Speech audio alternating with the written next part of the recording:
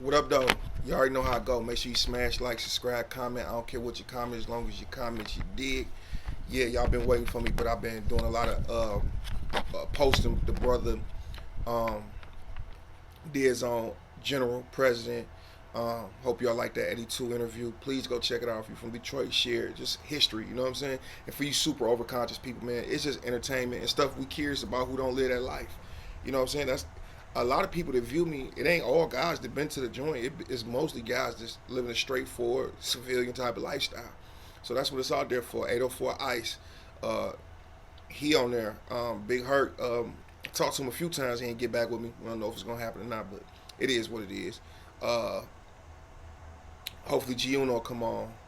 Um, Go check out just go check out the videos, man. And I want to drop y'all something because it's been a minute. But anyway, let's get straight to the story. I want to talk about a wake up call I had, a reality check when I was in prison when I went to level 5, right? And level 5 is the highest level you can go to. Let me break it down for you. It's the highest level you can go to in the state of Michigan. The state of Michigan has 4 classification levels. You got level 1, you got level 2, you got level 4 and 5. There's no 3. Level 2 is the lowest that you can go to, having a natural license or over 30 years, 10 years. Usually 6 and under are level 1, 7 and under are in level 1. If you've been ticket free a long time, you got 7, 8, 9 years left. You can possibly get to a level 1 because they need a lot of space for the beds because people in level 2 quite naturally are going to be there a lot longer than anybody else. So you got a yard full of people this is gonna be there 30, 40 years, so beds get filled up sometimes. So the anomaly happens, and somebody with 8, 9 years get to go to a level 1. Anyway,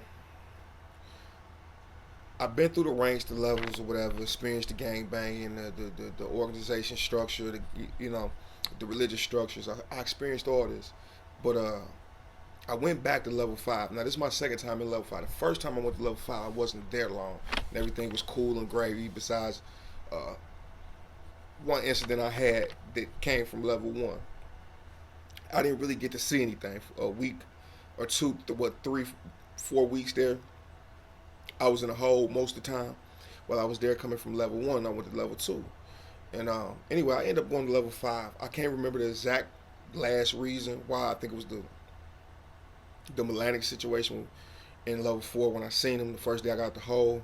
I got on him because he was talking crazy to me, but I can't really remember. It's a lot of it. But like I said, I got paperwork, so when I be up here talking and stuff, I'm not capping about it, nor am I glorifying it. But I'm just saying it's paperwork to be proven. They can prove anything you asking, and people that you can contact, and you look at the tickets. But nevertheless, though, I go to level 5. It's a real wake up call, right? I'm thinking like I'm about to be around the most super gangster, savage killers. Like, man, the gang banging gonna be so on point. The religious structure gonna be so on point. Everything gonna be just super gangster. Police getting beat up. Everything going on, right? But it wasn't. It was that to an extent, right? But what it more was a nut house. Yeah, that's the only thing I can describe it. It was a nut house. It was for the criminally insane. It was for people who just didn't have no behavior techniques to employ when needed.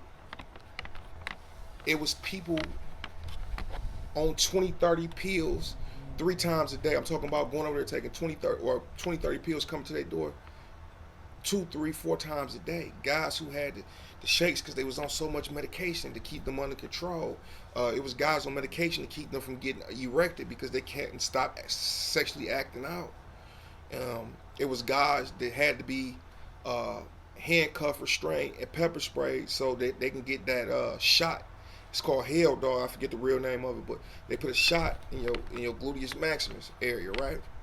It's state order. You have to have it if it's state order because you that dangerous. You have to be on those medications. It was the first time I ever seen a man wipe feces all on himself. And I remember I was leaving out. I was handcuffed. I was in a hole, shackled up, hands on waist. Like they got the handcuffs on you and the belly chain, so you can't, right? So I'm coming out the room. I'm talking to the CO, whatever, and we walking towards the door, and I'm, what's that smell? Damn. And I look in the like towards where it's coming from, and I see like yellow stuff all on the wall. I'm like, damn, he wrote all that on the wall. He like, yeah. I said, damn, he smell horrible, man. Like, damn, do we shower? He's like, it's not that. What is it? He like, you know that yellow stuff you see on the wall? That's mustard and feces mixed together, and he drew on the wall. Like really good murals and words, right? And I just, it just blew me, it blew my mind, man. He in there playing with his feces? And throughout the day, the same dude, he would have a normal conversation, very intelligent, use very big words, 6, 7 syllable words, 5, 4 syllable, all through his conversation. But it was at certain points a day where he would just get to yelling and going, you know, I guess that's schizophrenia. And then he'd be normal. And he was in the glass bullpens. He was in the bullpens, excuse me, the cells in the hole where it's glass and it's the bars. Everybody else on the other floors are just behind bars, but he had the glass, the door, and the bars behind him. And every time they had to serve him food, they had to tell him to step to the back. And a lot of the times, a lot of days, he wouldn't eat because they wouldn't want to open that door and walk in there. You know what I'm saying? They're supposed to tell him, like, okay, put your hands up against the wall, squat, cross your feet. And I remember one time somebody was telling me, like, he squatted, crossed his feet, put his hands on the wall, right? Put his hands behind his head. Under his hair, he had feces, and he just did this and threw it back and hit the officer in the face. So nobody really wanted to feed him. Certain people coming there, they'll be like, hey, get up against the wall. You want to eat? He'll do it, but they'll keep saying, you want to eat? Get up against the wall. They said 3 times so that it can be on camera and other people hear it or whatever, and then don't feed him or whatever, man. But, I mean, I ain't gonna lie, I probably wouldn't want to be getting feces through on me every day either. That's the consequence. But then at the same time, dude is mentally impaired. He been in the hole. This particular person been in the hole. I believe it was 17 years. And trust me, people been in the hole way longer than that. J. Money, Lamont Miller, he been in the hole 30-something years for killing an officer. And this particular individual, he had a total of like 7 years, and I guess this is what I'm hearing from somebody else. At the 6-year mark, he went crazy. So he had like 7 to 30 or something like that. And since then, he turned that 7 years. He been flopped maybe 17, 18 times or something like that, right? And then he started catching cases, and that's like extra 10 years he got put on his bit, but he only had 7, and I think he been down like almost 30 years. Strong individual. Like I used to see him go to the shower, man. He had muscles in his eyebrows. Like he was so cut up. He wasn't super big, but he was tall, lean, about 5'11", 6 foot, lean. Just I'm talking about unbelievably lean, muscles all in his jaws. Back in the day, he said he used to box. He would take a bunch of gum, put it in his mouth, and just chew on it all day. And then he started chewing on bed sheets when he didn't have gum, and I guess it make your chin stronger or whatever. He used to box back when boxing was in prison or something like that. But when I tell you, this dude was ripped like a Greek god, man. I'm talking about all this just every time he moved, he walking, with the belly chains on to the shower, he just traps just popping out like damn. Sit in his room all day, drawing the walls, push-ups all day. I would say every round he said he would do like 100 push-ups. So that's 800 push-ups a shift. 816 or something like, that's like 1,600 push-ups a day, right? That's why guys in the joint so big, man. Another thing, I remember I was walking up the hallway. This happened before to me. Guy was crazy. But I was walking up the hallway, and I kind of looked to the right, and I seen dude pull out his stuff, and he was going to work, right?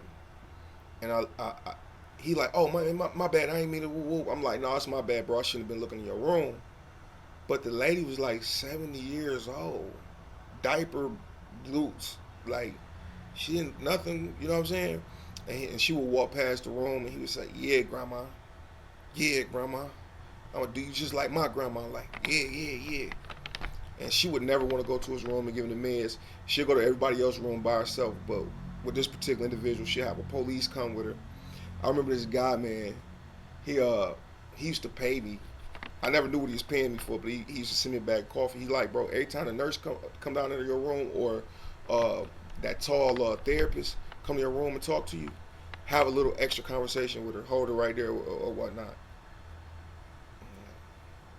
It just didn't occur to me until it was like the second time or the third time. He like, thanks, man, good looking. He was there. He was like looking down with the mirror out of his room, looking at her doing this thing. You know what I'm saying? And it didn't occur to me like the third time.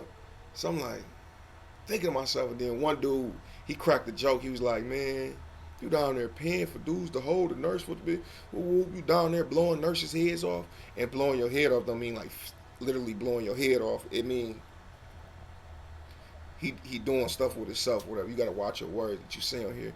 It was a nut house, man. I'm talking about guys that had a parole 3 weeks out and get into a fight. You know what I'm saying? Like frequently, uh, police would walk past a room and say, "Hey, man, can you turn the headphones down a little bit?" People trying to sleep. You know what I'm saying? It's close to lights out, and a dude would just nut up, throw all his stuff out the room, break his TV just because the officer said something to him. Man, just all the fights I used to see back to back to back to back, and gang fights. Like these dudes over there, like in level 5, these guys so bored they'll create a situation out of nothing. Like, okay, he owed you $10, right? He gave you 3 bags of chips, 6 noodles, and a bar of soap. That's disrespectful. He gave you the bar of soap. You see how he played it? He shorted you 2 cents too. See how he played it?